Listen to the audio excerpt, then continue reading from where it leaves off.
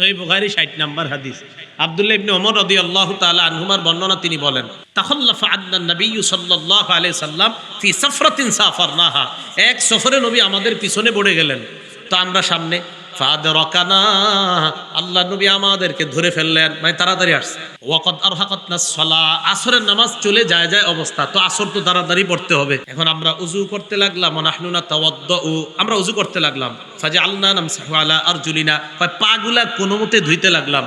তো ধুইতে গিয়া অনেকের পায়ের এই পিছনের গোছা শুকনা রইছে, তাড়াতাড়ি ফজর পড়তে হইব। আবার আপনারা অনেকে তাকবীরুল্লাহ ধরতে গিয়া পায়ের গোছা ধর না, আরে কোনো মতো হইছে তাকবীরুল্লাহ ধরতে হইব। নাদা বিআলা সাউতিহি, পিছন থেকে আল্লাহর নবী জোরে আওয়াজে ডাক দিলেন, এই কয়ে ডাক দিলেন। সাহাবারা কয়, ঘটনা কি হইছে? নবী দিয়ে তো জোরে ডাক দিছে। সবাই তাকাইছে, হুজুর জি। ওয়াইলুল লিল আকাবি মিনান নার, ওয়াইলুল লিল আকাবি মিনান নার মাররাতাইনি আও সালাসা, দুইবার অথবা তিনবার বললেন, পায়ের গোড়ালির যেই জায়গাগুলো শুকনা, এগুলা জাহান্নামে যাবে, এগুলা জাহান্নামে যাবে। শুকনা জায়গা নিয়ে নামাজ পড়ো, নামাজই তো হবে না, এগুলা জাহান্নামে।